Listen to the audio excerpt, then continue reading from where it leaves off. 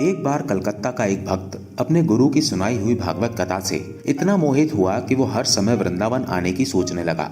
उसके गुरु उसे निधिवन के बारे में बताया करते थे और कहते थे कि आज भी भगवान यहाँ रात्रि को रास रचाने आते हैं। उस भक्त को इस बात पर विश्वास नहीं हो रहा था। एक बार उसने निश्चय किया कि वृंदावन जाऊंगा और ऐसा ही हुआ। श्री राधा रानी की कृपा हुई और आ गया वृंदावन। उसने जी भरकर बिहारी जी के राधा जी के दर्शन किए, लेकिन अब भी उसे इस बात का यकीन नहीं था कि निधिवन में रात्रि को भगवान रास रचाते हैं। उसने सोचा कि एक दिन निधिवन रुककर देखता हूँ, इसलिए वो वहीं पर रुक गया और देर तक बैठा रहा। और जब शाम होने को आई तब एक पेड़ की लता की आड़ में छिप गया। जब शाम के वक्त वहां के पुजारी निधिवन को खाली करवाने लगे तो उनकी नजर उस भक्त पर पड़ गई और उसे वहां से जाने को कहा। तब तो वो भक्त वहां से चला गया, लेकिन अगले दिन फिर से वहां जाकर छिप गया और फिर से शाम होते ही पुजारियों द्वारा निकाला गया। और आखिर में उसने निधिवन में एक ऐसा कोना खोज निकाला जहां उसे कोई नहीं ढूंढ सकता था। और वो आंखें मूंदे सारी रात वहीं निधिवन में बैठा रहा। और अगले दिन जब सेविकाएं निधिवन में साफ सफाई करने आई तो पाया कि एक व्यक्ति बेसुध पड़ा हुआ है और उसके मुंह से झाग निकल रहा है। जब उन सेविकाओं ने सभी को बताया तो लोगों की भीड़ वहां पर जमा हो गई। सभी ने उस व्यक्ति से बोलने की कोशिश की, लेकिन वो कुछ भी नहीं बोल रहा था। लोगों ने उसे खाने के लिए मिठाई आदि दी, लेकिन उसने नहीं ली और ऐसे ही वो 3 दिन तक बिना कुछ खाए पिए ऐसे ही बेसुध पड़ा रहा। और 5 दिन बाद उसके गुरु, जो कि गोवर्धन में रहते थे, उनको बताया गया। तब उसके गुरुजी वहां पहुंचे और उसे गोवर्धन अपने आश्रम में ले आए। आश्रम में भी वो ऐसे ही रहा और एक दिन सुबह सुबह उस व्यक्ति ने अपने गुरुजी से लिखने के लिए कलम और कागज मांगा। गुरुजी ने ऐसा ही किया और उसे वो कलम और कागज देकर मानसी गंगा में स्नान करने चले गए। जब गुरुजी स्नान करके आश्रम में आए तो पाया कि उस भक्त ने दीवार के सहारे लगकर अपना शरीर त्याग दिया था और उस कागज पर कुछ लिखा हुआ था। उस पर लिखा था, गुरुजी, मैंने ये बात किसी को भी नहीं बताई है, सिर्फ आपको ही बताना चाहता हूँ। आप कहते थे ना, निधिवन में आज भी भगवान रास रचाने आते हैं, और मैं आपकी कही बात पर यकीन नहीं करता था। लेकिन जब मैं निधिवन में रुका तब मैंने साक्षात बांके बिहारी का राधा रानी के साथ गोपियों के साथ रास रचाते हुए दर्शन किया। और अब मेरी जीने की कोई भी इच्छा नहीं है। इस जीवन का जो लक्ष्य था वो लक्ष्य मैंने प्राप्त कर लिया है, और अब मैं जीकर करूंगा भी क्या। श्याम सुंदर की सुंदरता के आगे ये दुनिया वालों की सुंदरता कुछ भी नहीं है। इसलिए आपके श्री चरणों में मेरा अंतिम प्रणाम स्वीकार कीजिए। वो पत्र जो उस भक्त ने अपने गुरु के लिए लिखा था आज भी मथुरा के सरकारी संग्रहालय में रखा हुआ है और बंगाली भाषा में लिखा हुआ है। कहा जाता है कि निधिवन की सारी लताएं गोपियां हैं जो एक दूसरे की बाहों में बाहें डाले खड़ी हैं। जब रात में निधिवन में राधा रानी जी बिहारी जी के साथ रासलीला करती हैं तो वहां की लताएं गोपियां बन जाती हैं और फिर रासलीला आरंभ होती है। इस रासलीला को कोई नहीं देख सकता। दिन भर में हजारों बंदर, पक्षी, जीव जंतु निधिवन में रहते हैं, पर जैसे ही शाम होती है सब जीव जंतु बंदर अपने आप निधिवन से चले जाते हैं। एक परिंदा भी फिर वहां पर नहीं रुकता। यहाँ तक कि जमीन के अंदर के जीव, चींटी आदि भी जमीन के अंदर चले जाते हैं। रासलीला को कोई नहीं देख सकता, क्योंकि रासलीला इस लौकिक जगत की लीला नहीं है। रास तो अलौकिक जगत की परम दिव्य लीला है। कोई साधारण व्यक्ति या जीव अपनी आंखों से देख ही नहीं सकता। जो बड़े बड़े संत हैं उन्होंने निधिवन से राधा रानी जी और गोपियों के नूपुर की ध्वनि सुनी है। जब रास करते करते राधा रानी जी थक जाती हैं तो बिहारी जी उनके चरण दबाते हैं और रात्रि में शयन करते हैं। आज भी निधिवन में शयन कक्ष है जहां पुजारी जी जल का पात्र, पान, फूल और प्रसाद रखते हैं। और जब सुबह पट खोलते हैं तो जल पीला मिलता है, पान चबाया हुआ मिलता है और फूल बिखरे हुए मिलते हैं। वृंदावन धाम या बरसाना कोई घूमने फिरने या पिकनिक मनाने की जगह नहीं है। ये आपके इष्ट की जन्मभूमि, लीला भूमि और तपोभूमि है। सबसे खास बात ये प्रेम भूमि है। जब भी आओ इसको तपोभूमि समझकर मानसिक व शारीरिक तप किया करो। शरीर से सेवा व वाणी से राधा नाम गाया जाए, तभी धाम में आना सार्थक है। जय श्री राधे। एक बार एक औरत का मन श्री कृष्ण की भक्ति के प्रति उचाट हो गया था। वो श्री कृष्ण की परम भक्त थी, दिन रात उनके नाम का सिमरन करती थी। लेकिन एक दिन उसका 8-10 साल का बेटा घर की छत से आंगन में गिर पड़ा। अपने खून से लथपथ बेटे को गोद में उठाकर वो बदहवासी दौड़ पड़ी। उस समय उसके सिवाय घर पर और कोई भी नहीं था। पुत्र की ऐसी हालत देखकर वो ईश्वर को उलाहना देती रही। दिन रात तुम्हारा नाम जपती हूँ कान्हा, फिर मेरे पुत्र को ऐसा कष्ट क्यों दिया। इसी उधेड़ बुन में डॉक्टर साहब का क्लिनिक आ गया। डॉक्टर साहब ने उसका इलाज किया और कहने लगे कि आपके पुत्र को कोई गहरा घाव नहीं हुआ, ये घाव भी कुछ दिन में ठीक हो जाएगा, और उसे दवाई दे दी। लेकिन एक माँ का हृदय बार बार उस दृश्य को स्मरण कर सिहर जाता। इसलिए एक माँ का मन ईश्वर की शक्ति को चुनौती दे रहा था कि मेरे बेटे के साथ उन्होंने ऐसा क्यों किया, जबकि मैं तो दिन रात श्री कृष्ण के नाम का सिमरन करती हूँ। उसे समझ नहीं आ रहा था कि वो अब उसकी सत्ता पर कैसे विश्वास करे। श्री कृष्ण की लीला देखिए, उसी दिन टीवी पर किसी महात्मा के प्रवचन आ रहे थे कि ईश्वर किसी पर आने वाले कष्ट को रोक नहीं सकते, लेकिन उसके नाम सिमरन से ईश्वर तुमको इतनी शक्ति प्रदान करते हैं कि तुम आसानी से उस संकट से उबर जाओगे। ईश्वर तुम्हारे मार्ग को सरल कर देते हैं, इसलिए नाम सिमरन करते रहना चाहिए। ये प्रवचन सुनते ही जैसे उस दिन का सारा घटनाक्रम उसकी आंखों के सामने घूम गया। उस दिन जहां आंगन में उसका बेटा गिरा था, वहां पाइप एक दिन पहले ही हटाई गई थी। ये सोचकर उसका मन सिहर गया कि अगर पाइप यहीं पड़ी होती तो बेटे को ज्यादा चोट लग सकती थी। इसी उधेड़ बुन में उसका हाथ पेट पर गया तो उसे स्मरण हुआ आया कि अभी कुछ दिन पहले ही तो मेरे पेट का ऑपरेशन हुआ था। मैं तो एक बाल्टी भी नहीं उठा सकती थी, लेकिन 20-22 किलो के बेटे को गोद में उठाकर आधा पौना किलोमीटर दौड़कर डॉक्टर के क्लिनिक तक कैसे गई। इतनी शक्ति और हिम्मत मुझ में ईश्वर के सिवाय कोई नहीं दे सकता। अब उसे स्मरण हुआ आया कि डॉक्टर साहब तो 3 बजे तक क्लिनिक में होते हैं, लेकिन उस दिन 4 बजे तक क्लिनिक में थे, जिस कारण उसके बेटे का समय पर इलाज शुरू हुआ।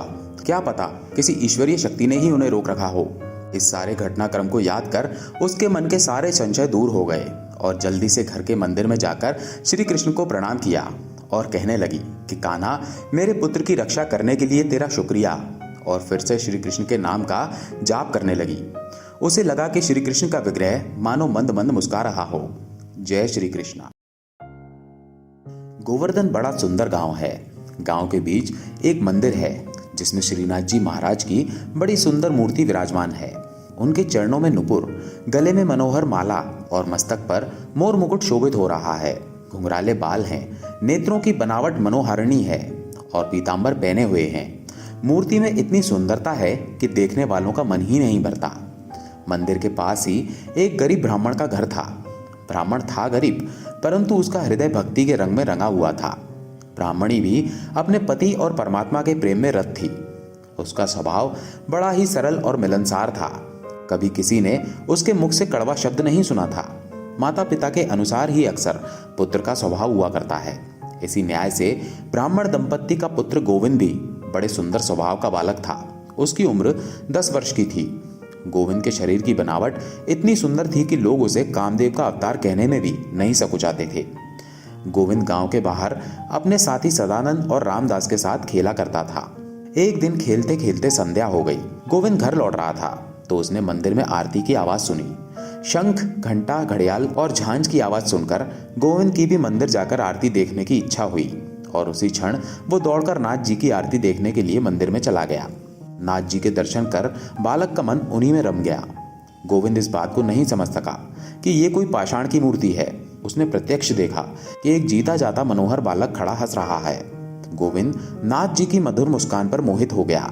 उसने सोचा, यदि ये बालक मेरा मित्र बन जाए और मेरे साथ खेले तो बड़ा आनंद हो।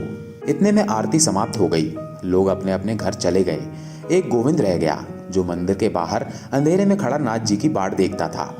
गोविंद ने जब चारों ओर देखा और ये जान लिया कि कहीं कोई नहीं है, तब उसने किवाड़ों के छेद से अंदर की ओर झांककर अकेले खड़े हुए श्रीनाथ जी को हृदय की बड़ी गहरी आवाज से प्रेम पूर्वक पुकार कर कहा, नाथ जी भैया, क्या तुम मेरे साथ नहीं खेलोगे?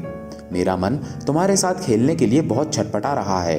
भाई आओ, देखो कैसी चांदनी रात है। चलो दोनों मिलकर मैदान में गुल्ली डंडा खेलें। मैं सच कहता हूँ भाई, तुमसे कभी झगड़ा या मारपीट नहीं करूंगा। सरल हृदय बालक के अंतकरण पर आरती के समय जो भाव पड़ा, उससे वो उन्मत्त हो गया।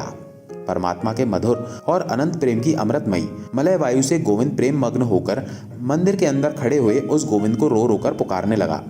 बालक के शब्दों ने बड़ा काम किया। भक्त के प्रेमावेश ने भगवान को खींच लिया। गोविंद ने सुना, मानो अंदर से आवाज आती है, भाई चलो चलो, आता हूं, हम दोनों खेलेंगे। सरल बालक का मधुर प्रेम भगवान को बहुत शीघ्र खींचता है। बालक ध्रुव के लिए चतुर्भुजधारी होकर वन में जाना पड़ा। भक्त प्रहलाद के लिए अनोखा नरसिंह वेश धारण किया और ब्रज बालकों के साथ तो आप गौ चराते हुए वन वन घूमे। आज गोविंद की मतवाली पुकार सुनकर उसके साथ खेलने के लिए मंदिर से बाहर चले आए। धन्य प्रभु, ना जाने तुम माया के साथ रमकर कितने खेल खेलते हो, तुम्हारा मर्म कौन जान सकता है। मामूली मायावी के खेल से लोग भ्रम में पड़ जाते हैं, फिर तुम तो मायावियों के सरदार ठहरे। इतना अवश्य कहा जा सकता है कि तुम अपने भक्तों के साथ गाय दुहाते फिरे थे और इसलिए आज बालक गोविंद के पुकारते ही उसके साथ खेलने को तैयार हो गए। गोविंद ने बड़े प्रेम से उनका हाथ पकड़ लिया।